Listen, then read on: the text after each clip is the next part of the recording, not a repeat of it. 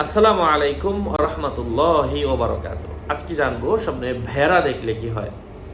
আল্লামা ইমাম ইবনে সিরিন সহ অন্য অন্য স্বপ্নের বিষয়ে অভিজ্ঞ আলেমগণ কি লিখেছেন, কি জানিয়েছেন, আলোচনা বুঝতে সাথেই থাকবেন। যারা এখনও চ্যানেলটি সাবস্ক্রাইব করেননি, সাবস্ক্রাইব করতে ভুলবেন না। ভেরিফাই চ্যানেলের ডিসক্রিপশন বক্সে ক্লিক করলে পেজ এবং আইডি আসবে। এটা ছাড়া আলাদা অন্য কোনো পেজ নেই, আইডি নেই, ইমো নেই, হোয়াটসঅ্যাপ নেই, টিকটক নেই। নাম ছবি দেখে বিভ্রান্ত হওয়া যাবে না। প্রত্যেক ভিডিওতে আলাদা আমি সাবধান করি, সতর্ক করি। ভেড়া এটা জবাই করার মতো একটা পশু। স্বপ্নে ভেড়া জবাই করতে দেখা অর্থ হচ্ছে তার নিজের কোনো সন্তানের মৃত্যুর আলামত, অথবা তার পরিবার থেকে কোনো সন্তান মৃত্যুবরণ করবে তার বংশ থেকে। ভেড়ার গোশত খেতে দেখার অর্থ হচ্ছে সম্পদ পাওয়ার সম্ভাবনা রয়েছে। ভেড়াকে হত্যা করতে দেখার অর্থ হচ্ছে স্বপ্নদ্রষ্টা কোনো ব্যক্তির সাথে ঝগড়া হবে।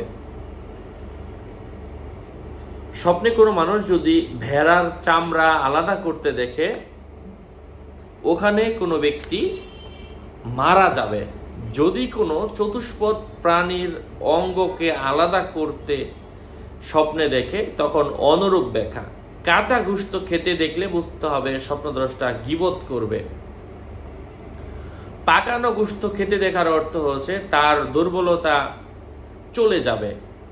যদি কোনো ব্যক্তি এমন ভেড়াকে স্বপ্নে দেখে যেটি দিন দিন অগ্রগতি হচ্ছে, তাহলে স্বপ্নদ্রষ্টার মানুষ পারাপারের রাস্তা কেটে ফেলবে, অথবা সে কোনো সৎ সম্পদশালী ব্যক্তির আশ্রয়ে কর্তৃত্ব করবেন।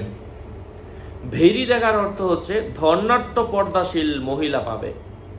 ভেড়ির সঙ্গে মিলন করতে দেখার অর্থ হচ্ছে সে নিজে সম্পদ পাওয়ার সম্ভাবনা রয়েছে। ভেড়ি জবাই করতে দেখার অর্থ হচ্ছে কোনো মহিলাকে বিয়ে করবে। ভেড়ির মাংস খেতে দেখার অর্থ হচ্ছে সে তার স্ত্রীর মৃত্যুর পর তার সম্পদ পাবে। গোশতের জন্য ভেড়া জবাই করতে দেখার ব্যাখ্যা উট ও গাভীর মতো। কুরবানি জন্তু জবাই করতে দেখলে তার তওবা কবুল হবে, যদিও সে অপরাধী হয়।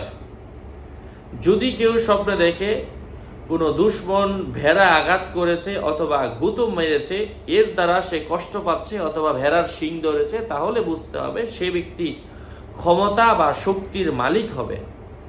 ভেড়ার পশম দেখা স্বপ্নদ্রষ্টা সৎ সম্পদ পাবে, হালাল সম্পদ অর্জিত হবে। ভেড়ির চামড়া আলাদা আলাদা কেটে বন্টন করতে দেখার অর্থ হচ্ছে এর অর্থ হচ্ছে স্বপ্নদ্রষ্টার সম্পদ বৃদ্ধি পাবে অথবা তার নেক সন্তান হবে। আশা করছি বুঝতে পেরেছেন। আরও আপডেট পেতে সাথেই থাকবেন। সকলের মঙ্গল এবং দীর্ঘায়ু কামনা করে এখানে শেষ করছি। দেখা হবে অন্য কোনো এপিসোডে। আসসালামু আলাইকুম ওয়া রাহমাতুল্লাহি ওয়া বারাকাতুহু।